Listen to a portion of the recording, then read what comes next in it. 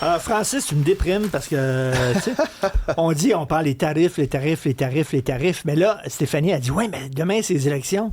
Mais là, tu as dit, ouais, les élections, ça va être des tarifs. Les élections, ça va être à propos des tarifs. À propos des tarifs. C'est plate à dire, mais je pense que ça va être un grand sujet. Ça va être la question de l'urne, probablement. C'est comme Donald Trump, il donne le là, puis nous autres... Ouais, le là. We live in Donald's world. Ouais, effectivement. C'est ça. C'est ça. C'est comme... c'était quoi le film, là? Tu sais...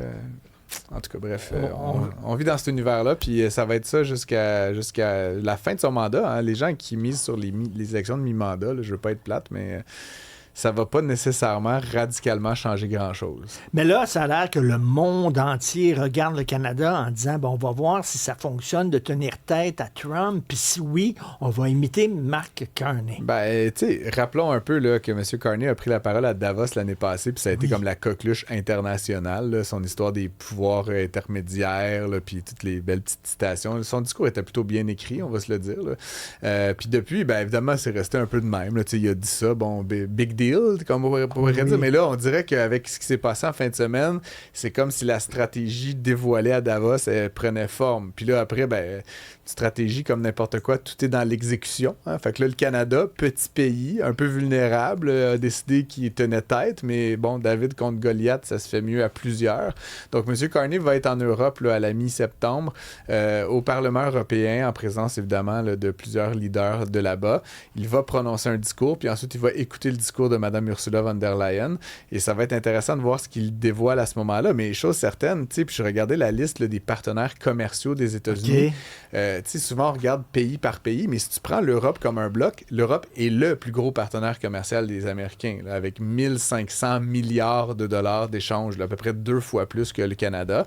Fait que c'est sûr que si eux décidaient de mettre en place des contre-tarifs ou de limiter certaines exportations, ou en fait de jouer le jeu de Mark Carney, là, on pourrait vraiment commencer à avoir un peu de traction. Parce qu'on va se le dire, là, les tarifs sur les ustensiles puis les électroménagers, c'est bien plate, là, mais ça va faire mal à quelques PME par-ci par-là, mais les États-Unis vont pas s'en retrouver tellement perdants. Si l'Europe rentre dans le party, si le Mexique rentre là-dedans... Mais est-ce que les Européens sont impactés autant que le Canada avec les nouveaux tarifs américains? C'est sûr que non. Là. Encore une fois, nos économies Canada-US sont intrinsèquement liées, mais puis c'est là où le problème, puis j'arrivais à ça, le problème avec, avec l'Europe, qui est une belle place à visiter, puis un beau continent, c'est justement que l'Union européenne, c'est quand même un genre de fourre-tout de plein de nations fortement indépendantes, fortement fières d'être indépendantes. T'sais, on peut penser à l'industrie automobile ou des machines-outils en Allemagne qui n'a rien à voir avec l'huile d'olive grecque, qui n'a rien à voir avec les oranges puis les clémentines de l'Espagne. Ils exportent pas toute la même chose. Là. Puis là, je fais des grosses généralisations un peu bateau, mais ça reste que la réalité entre la France, l'Italie, l'Allemagne, c'est pas du tout la même situation. Fait que de dire que l'Europe viendrait avec un front commun, mettre des contre-tarifs, ça va pas impacter chacun de ces acteurs-là de la même façon. Donc, tu sais, je veux pas non plus qu'on soit dupe là, que l'Europe va rentrer dans la fête là, en se bouchant le nez. Mais ça reste intéressant de voir ce qui va se passer là, dans les semaines qui mènent à cet événement-là, puis ce qui va évidemment découler tout de suite après. Puis est-ce qu'il va faire un autre gros succès à l'étranger comme l'année dernière? Je pense à toi que j'ai ça en début de semaine. Là, tu regardes les leaders européens, là, franchement, M. Merz en Allemagne, là, c'est comme lui, puis Mark Carney, c'est comme des jumeaux siamois, là, des intellos, l'allemand, là, très carré.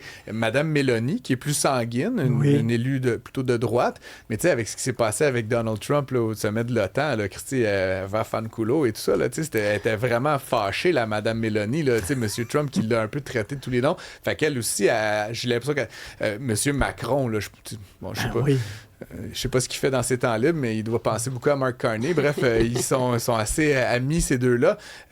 Plusieurs leaders de nations européennes importantes. Monsieur Sanchez, en Espagne, qui a interdit aux Américains d'utiliser son territoire là, de la guerre. Les Européens, individuellement... Les humains à la tête de ces pays-là sont pas super favorables à Donald Trump, mais après, ils doivent quand même penser à leurs économies, à leurs entreprises, puis ils peuvent pas faire n'importe quoi. Mais ça serait pas étonnant de voir une espèce de conciliation des esprits lors de ce prise de parole. Tu veux me parler d'une petite start-up, là, ça a l'air qui est très populaire. Cette start-up danoise que vous avez peut-être déjà vue dans les tablettes ou dans les sous-sols ou dans les chambres de vos enfants. Ça s'appelle Lego. Hein? Ils fabriquent des petits blocs en plastique qui permettent de fabriquer... bon, Lego, blague à part, une des plus grosses entreprises de jouets sur la planète qui fait genre à peu près 12-13 milliards de dollars de ventes par année, vient de dévoiler le résultat de la première moitié de 2026. Ils ont augmenté de 21% les ventes. Puis je veux dire, tu sais, quand t'es rendu à faire 13 milliards de jouets puis que t'augmentes de 20% dans une année... Ça, c'est la pandémie qui les a aidés, là, oui, non? puis non, honnêtement, ben oui, un peu, mais tu sais, vous le savez, là, moi, c'est un peu une maladie mentale que j'ai, là, j'achète des Legos, et je les fais avec mes enfants, mais aussi des fois dans mes temps libres, c'est évidemment, la stratégie de Lego, c'est Francis Gosselin, là, c'est-à-dire qu'ils ont commencé à faire... Non, mais on blague, mais ils ont commencé, tu sais, moi, je jouais à ça quand j'étais jeune, puis on faisait des vaisseaux spatials, puis des petits chars, puis on les défaisait, puis ça finissait tout dans un gros bac dans le sous-sol, puis on reconfigurait ça. Aujourd'hui, Lego, c'est plus du tout ça. Aujourd'hui, Lego, c'est une association, un partenariat de long terme avec la Formule 1, avec Star Wars, avec Marvel, avec Harry Potter, Disney, avec paquet de grandes marques. Évidemment, qui visent les enfants dans un premier temps, mais ces enfants-là, éventuellement, ils ont 44 ans, puis il y a un peu de revenus disponibles. C'est très cher. Ben, c'est ça. Le nombre de modèles à plus de 1000 $ chez Lego a été multiplié. Il y a comme 25 modèles là, dans ces prix-là. Là. Puis ça va du Titanic à l'étoile de la mort. Puis c'est des 10 000 pièces. Il n'y a aucun enfant de moins de 14 ans qui est capable de faire ces modèles-là. Fait qu'ils visent qui? Ils visent des adultes dont ça devient un genre de temps libre, au même titre qu'à une époque, les papas faisaient de la menuiserie, puis de la mécanique automobile. Ben, à cette heure, on assemble un cossin en plastique. Ça fait des ventes phénoménales. Puis ils n'arrêtent pas. Là, moi, je suis un peu étourdi. Ils en lancent plus vite que je suis capable de les acheter. C'est quoi les prochains gros Lego qui vont sortir? Ben là, c'est toujours un peu dans la même lignée. Fait que, tu sais, mettons, la Formule 1, à chaque année, ils changent le char, ils changent les pilotes. Fait qu'à chaque année, tu refais le truc. Puis là, tu sais, t'as pas la Formule 1 Ferrari 2022, Richard. Là, il serait temps que tu te l'achètes. C'est genre 300 piastres. Fait que là, puis là, à cette heure, non content de faire le char, maintenant, ils ont lancé des casques. Fait que là, t'as le casque de Lewis Hamilton. Puis là, c'est juste la Formule 1. Mais t'aimes pas la Formule 1, c'est pas grave. Voici le nouveau Star Destroyer de 6700 pièces qui va être lancé le 4 octobre. 6700 pièces. À 1099 $ plus taxes. Tu vas être lancé le 4 octobre, tu l'as déjà dans ton radar. Toi, t'es en train de monter le Titanic? J'ai fini de monter le Titanic. C'est combien de pièces? C'était quasiment 10 000 pièces, 9 000 quelque chose. Moi, c'est le seul Lego que je ferais. C'est le seul Lego. Puis bon, mais je vous dis, tu sais, honnêtement, les gens vont rire de moi, mais des fois, plusieurs mois de temps, je mets des sous dans un petit compte d'épargne. Puis là, à un moment donné, je suis comme, OK, je suis prêt, je peux m'acheter le Titanic. Tu sais, après comme 4, 5, 6 mois, là, plutôt que d'acheter ça à crédit, je me fais un compte. Dans le cas du Titanic, bon, j'ai envoyé des updates assez réguliers à Stéphanie Villeneuve, qui est logique. Grande fan de Titanic. Je voulais suivre l'évolution. Mais ça m'a pris genre 2 mois et demi. Là. Je faisais ça chez nous, puis je faisais ça avec mon petit garçon Elliot, puis c'est le fun, il y a 4 ans. Fait que, tu sais, c'est beaucoup trop compliqué pour lui. Mais évidemment, tu sais, il aidait. Puis là, on faisait. C'est beau? La balle, ça mesure 1,5 mètre. Je veux dire, est-ce qu'il y a l'iceberg à côté ou c'est juste le bateau? Là? Non, mais qu'on comprenne bien, là, parce que Stéphanie se demande. Non. Est-ce qu'il est troué sur le côté? Il n'y a pas Leonardo DiCaprio. C'est vraiment juste le bateau. On veut voir une photo.